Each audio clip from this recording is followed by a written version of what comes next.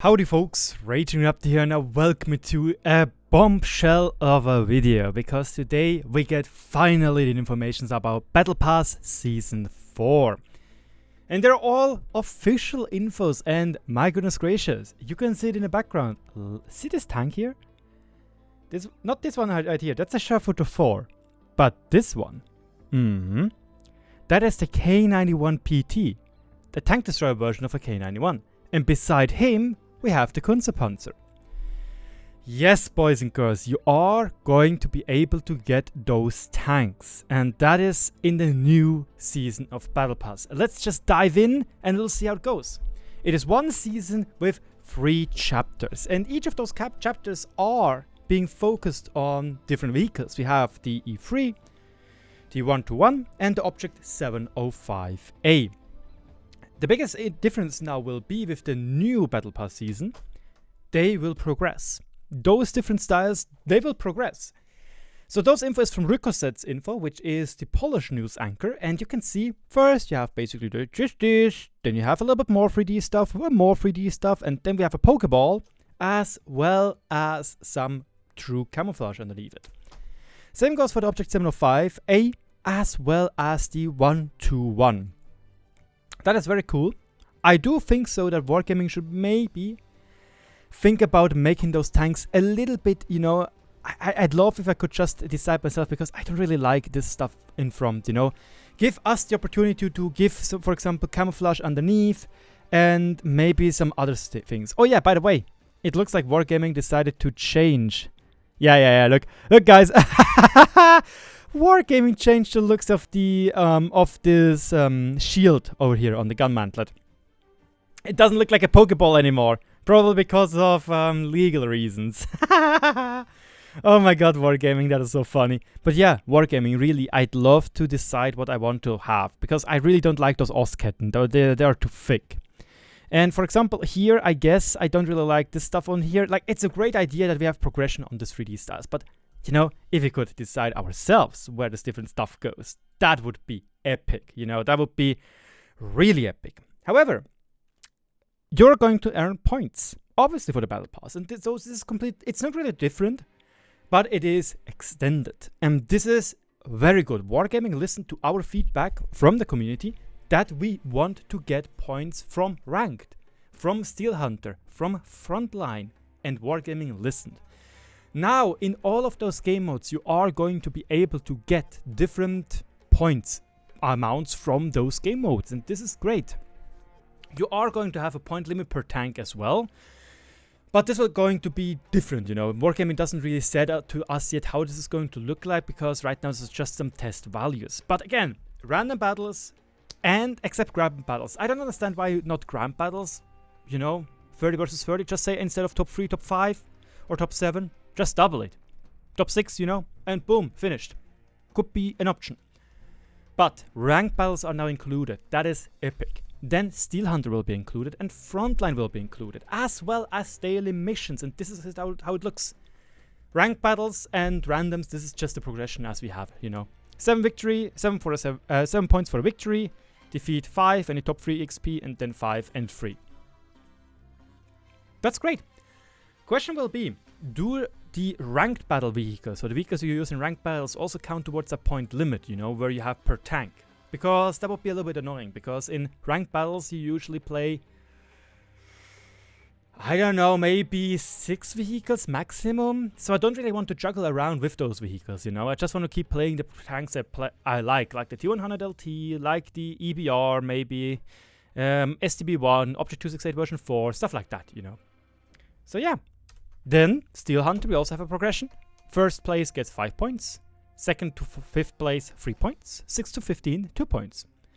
And Platoon, same deal. First Platoon, 5 points. 2 to 3, 3 points. 4 to 8, 2 points. And the rest, nothing. That is great. What do you want me to say? That is great, and I have to say, applause to Wargaming that they listen to our community feedback. No, seriously, that is great. And lastly, daily missions also give some points. I do think that Wargaming should maybe think about the bonus giving also something small, you know, maybe 2 points or 5 points or 7, because they're a little bit harder. But honestly, what do you want us? what do you want from us, guys? Like, I think Wargaming did a great job in this regard. It really depends how long it will take to now do the Battle Pass, but being able to do it in Frontline, in Steel Hunter, in ranked battles, especially in ranked battles, is great, because back in the days we really had the problem of being almost overgrinded, you know? Really just like, god damn it, now I have to do this, now I have to do that. Oh yeah, right, I forgot that I have to do the Battle Pass because I want to get the bounty equipment. But that's not the case anymore. That's great. That's really great. I'm really, really happy. Once again, you will be able to get 3 different crew members. The question will be, you can change the nation of those crew members and the specialization. Does this mean they're not supposed to be commanders? Would be good, because sometimes I don't really want to have only commanders. But we will have Vasily Badaev, George Barton, both which we know already, and Shan Ling, which is going to be the new hero in this very freezing story. As you probably know, this is around in Antarctica. At least that's the setting Wargaming wanted to put the Season 4 of Battle Pass into, which is totally a-okay. Another new thing will be that Wargaming gives us, once again, the tokens for bounty equipment. We're going to have a new bounty equipment, and this is this bounty aiming. Instead of 5% and 7% if you put it into the firepower slot, it can give up to 8% in whatever slot you put. So I'm pretty sure that Myland will be very happy about that. So I can put it into his FV. Thing is, though, I don't know where to put this. Anyway, I'm not a big fan of this bounty aiming. That's just my personal playstyle. You could say, yeah, maybe do it on a Leopard. But why should I do this on a Leopard when I have on my Leopard like Stabilizer, Vents, and Rammer? You know? I'd rather have a little bit less accuracy. Well, for example, I have a Vents inside, which allows me to have more view range, more speed, more camo, more stabilization, more accuracy, more DPM. You know, more everything, basically. So I don't really see the point of the bounty aiming. Maybe in competitive gaming for Stridswagens, you know. We did use a Stridswagen on Cliff and on some other maps during Clan Wars, where we just had like Rammer, Vents, and then the bounty aiming. Might be an option. But again, you will also be able to get 2D styles, national blueprint fragments, Days of World of Tanks Premium, and crew books. We can also even look into that right here, right now. As you can see, obviously this is just some preliminary things. But you will be able to buy even stages again, yeah? You know? Zoom and stuff like that. And obviously right now they're a little bit less than what we will have. But right now it looks very, very, very, very interesting. Then we have this prices for tokens. Because, as I just might have seen, we get this. Battle Pass tokens. Those tokens will be available in the premium part of the Battle Pass, as well as in the non-premium part of the Battle Pass. When we now go into the store section, again, this is preliminary, but still it shows us what Wargaming wants to do. If you go into the store section, which is loading right now, go over here. This is where you will be able to choose of the new tanks, and very, very certainly the old tanks as well. At the moment, they have 5 points per token, or you need 5 tokens to get one of those old tanks.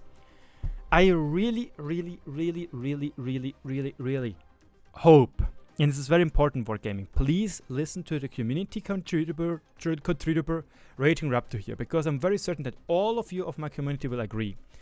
Wargaming, please give the chance to the other people, you know, to the non-pay player, the people which are not buying the premium battle pass, to get both vehicles. Maybe make it a little bit harder, you know, but make it possible for the people which do not buy the premium battle pass to get both reward vehicles. I'm more than happy if Wargaming decides to say, you know what, non-premium battle pass players will get 10 tokens maximum. Premium battle pass players will get 15 tokens maximum. I'm totally a-okay with that, because I can still buy other stuff which will be there for tokens, you know. Maybe Wargaming adds premium days, or more bonds, or more economic reserves, you know. That is okay. But please, Wargaming, listen to me. Don't underestimate your free-to-play player base. They're also very important, and please give them a chance to get both tanks as well. This is me giving preliminary caution to you, and please listen. You do a lot of great stuff in here. You know, that is very nice what you try to do to make it all combined. That is great. You know what another great thing is? It looks like, and this is also very, very important, that it doesn't matter if you miss Frontline. It doesn't matter if you miss Steel Hunter. You can work at your own pace. You only have that one deadline all the way back in probably June or something, when this battle pass is over. Maybe it takes a whole year, who knows. But the thing is, if you miss some time because who knows if you're ill or something, you can regrind that. You don't have a specific time frame where this has to be done in like 1 week of in every month, you know. You can say, you know what, I don't give a shit for the battle pass for the when a battle pass takes like 8 months, you don't give a shit in the first 7 months. And you can all do it in 1 month. So that is totally a-okay. However, there is one thing I am a little bit concerned about. As you probably know, this exists. You are able to buy stages. This means that those reward vehicles kind of lose their reward appeal when you can just basically go, take your mobile phone, scan a QR code, and buy those stages, you know. This is a little bit of a pity in my opinion. Those are reward vehicles, you should fight for them, you know. So I'm not really happy that you are able to buy stages and equivalently buy those, you know, those tanks. I don't really want to see Wargaming be like, oh look, I can just pick out my credit card and be like, haha, money. But then again, that is probably one of the drawbacks of the new system. I do have to say that I'm willing to take this drawback for all the other benefits. All the other benefits are great, plus we shouldn't forget Wargaming is not a welfare. They want to make money, they're a company. But again, Wargaming. Please, please, please, please, please, I reiterated, and this is my honest feedback. Give 10 tokens in the free version of the Battle Pass. 10 tokens, okay? So, non-premium players, non-paying players can get both reward vehicles. Because both reward vehicles, which we're going to have a look at right now, are rather unique. We have the K91 PT. This is a tier 9 tank destroyer of the Russian tree, being the third proposal of the K91 series. Pretty good DPM, meh accuracy, great mobility, great view range, and a very weird armor layout. The hull is trash. Even tier 7s can pen that rather easily, except for this part right here. The side is trash. It can get penetrated by EBRs with AG. But the superstructure is 260mm. That is insanely strong. So if you're able to stay hull down, like something like this, you know, you basically are immune against most shells. Except for there's a part where you have a little bit of a weak spot. Whoops. You also have cupolas, as you can see, 70mm, and but they're very small. You know, those are very small cupolas. However, there's one thing I also want to give as feedback, Wargaming. Do you see this? This is a different angle. This is a little bit of a different angle. Why doesn't it exist? Where is it? Where is it, Wargaming? Seriously, where is it? This could be another weak spot, you know. It could be a weaker area. You know, Wargaming? We have this cupola as a weak spot and we have those cupolas as a weak spot. Those are weak spots which you can penetrate with standard rounds. Maybe make this as a part of a weak spot which is a little bit a lot harder, you know, 260mm, but at a better angle. So in theory you can also pen that. It's a little bit harder, you might need to use premium rounds, but it is easier to hit than the cupolas, you know. Why not implement that as well? You know, that would be also something nice.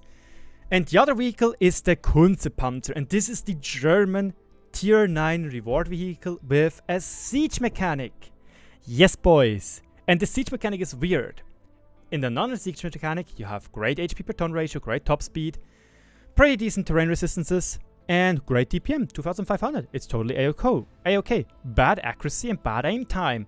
If you go into siege mode, however, the DPM drops by 600, you lose speed, and you lose accuracy on the move, but you gain in accuracy and aim time. I really like that concept. That is a very, very cool concept. Plus, obviously, this tank will have a pneumatic suspension, which is not really well implemented here, right here. But it looks cool. I really like the looks of this tank. So I'm really looking forward to see how this tank is going to perform. Honestly.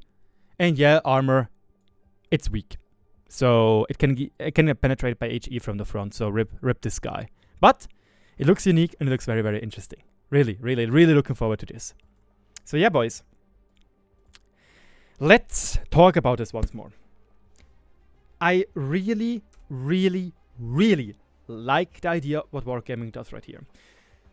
The benefits are that there are no weekly time constraints. Again, you might miss the first 12 weeks of a 14-week-long battle pass. And you can still do everything in the last 2 weeks.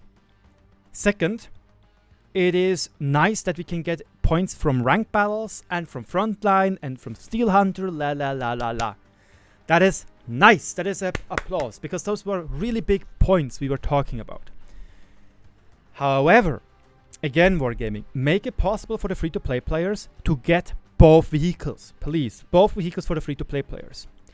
Let's say, again, that pay-to-play, that people which are buying the premium battle pass will get 15 tokens. So they have either the ability to buy a tank they missed last time around, which very much happened, very sure. I read comments which somebody said, yo, I was bedridden because of Corona, you know?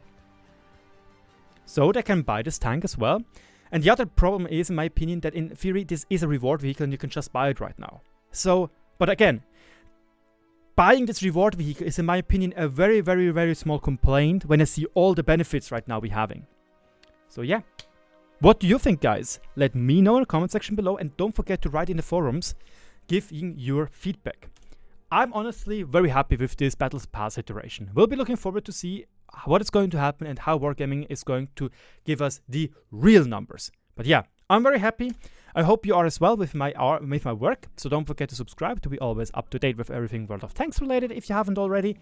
And we're gunning for 11k right now. Cheers and good luck.